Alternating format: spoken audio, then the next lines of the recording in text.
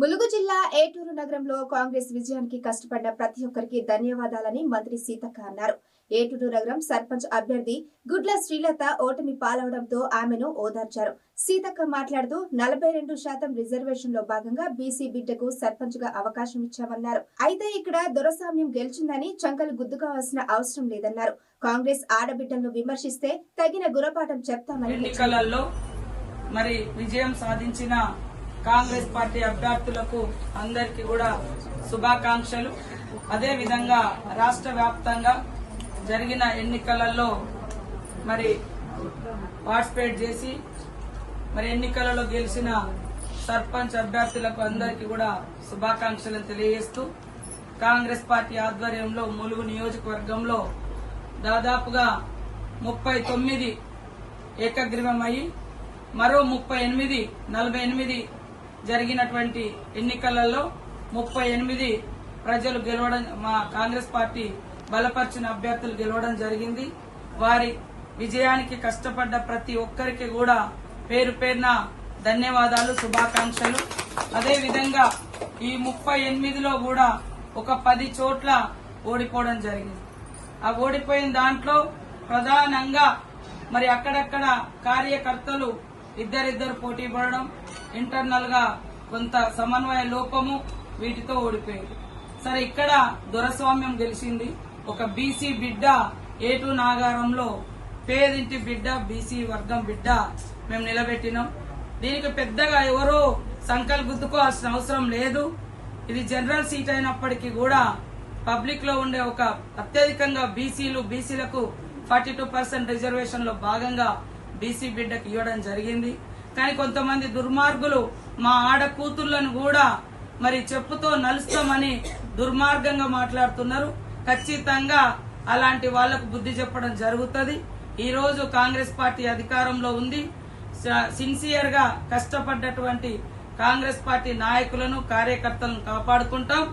ఆయా వార్డుల వారీగా ఇచ్చినటువంటి మరి హామీలను నిలబెట్టుకుంటాం. గ్రామ పంచాయతీలకు ఇచ్చినటువంటి హామీలను కూడా నిలబెట్టుకుంటాం. 17వ తారీఖు ఎలక్షన్ అయిపోగానే గెలిచిన అభ్యర్థులందరితో మీటింగ్ పెట్టి ఏ గ్రామాలలో ఏమేమి హామీలు ఇచ్చినాం, అవి ఎలా కంప్లీట్ చేయాలో అవన్నీ కూడా చేస్తాం. ఓడిపోయిన, సిన్సియర్ గా పోరాడి ఓడిపోయినటువంటి వాళ్ళు ఇవాళ వాళ్ళు ఇక్కడ ఒకరిద్దరు కుబేరులు ఉండొచ్చు, లేదా పెద్ద కులాలు ఉండొచ్చు, దొరస్వామ్యం ఉండొచ్చు. సరే, ఏదైనా గాని ప్రజాస్వామికంగా ఎన్నుకోబడ్డటువంటి వాళ్ళందరినీ మేము గౌరవిస్తాం.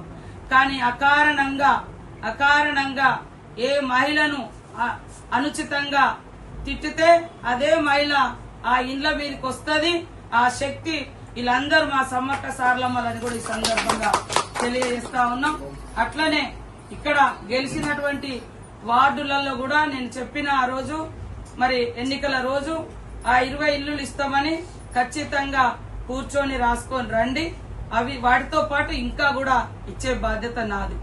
ఎందుకంటే మమ్మల్ని నమ్మి ఎంతో భయభ్రాంతులకు ఇక్కడ ఉన్నటువంటి వాళ్ళని బెదిరించిన వార్డు మెంబర్లుగా నిలబడి విరోచితంగా మరి కష్టపడ్డటువంటి వాళ్ళ అభిప్రాయాల మేరకు అక్కడుండే పరిశీలించి తొందరలోనే ఇస్తాం. అదే విధంగా 28-30 లోపు మరి బూటారం ప్రజలకు ఇచ్చినటువంటి కరకట్ట ఏదైతే